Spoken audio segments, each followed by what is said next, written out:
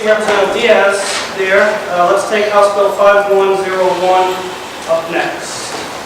Representative, before we get to Representative Craven, would you like your votes recorded? Yes, Mr. Chairman. So voted. Representative Price, would you like your Yes, please, Chairman. Representative Diaz. Thank you, Mr. Chairman and members of the Judiciary Committee. The bill in front of you has a history behind, like any other bills that we introduce.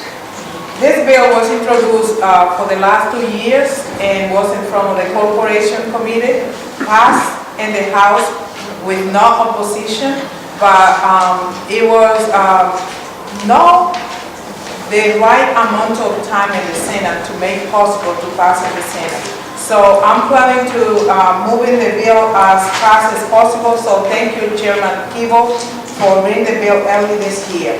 And the bill history behind is that one day I was teaching with one friend, one of the diabetes classes, and she parked in the parking lot. We finished teaching.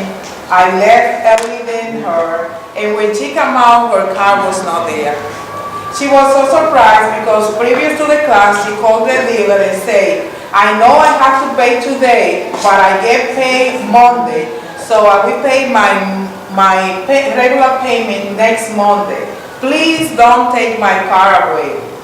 Even though she gave them the notice, when she came out from the class, she didn't find a way to go home because the car was not there. It was done by a used car dealer who usually treat clients that way. They don't give a proper notice.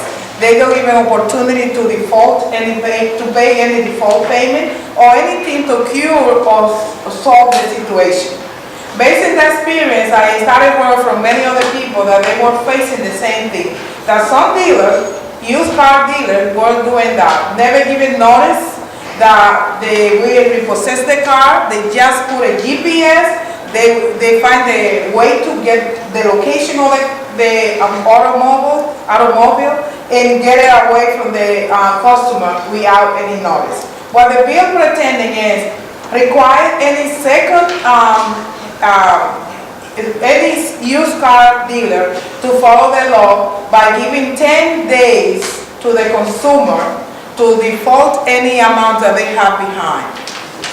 In case the dealer proceed with repossess the car, then that would be 20 days that the person have a right to pay the amount of money that they own to the dealer and then get the car back. In case the dealer is still not complying with the law, and then we put a penalty of $500 and give it the lessor, the consumer, extra 20 days to resolve the problem. It's a good bill for the consumer, for low-income people who have to buy a used car, and it's not affecting the new cars dealer in Rhode Island. It's just those that are not doing the right for the people.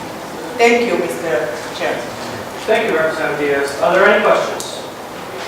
Thank you very much. There are no witnesses. Mr. Chairman, I assume, I represent the credit unions, as you know, I assume that the auto finance people would be here. I'm sorry, Mr. Brady, I'm signed up on this. Okay. Thank you. That will conclude testimony on House Bill 5101.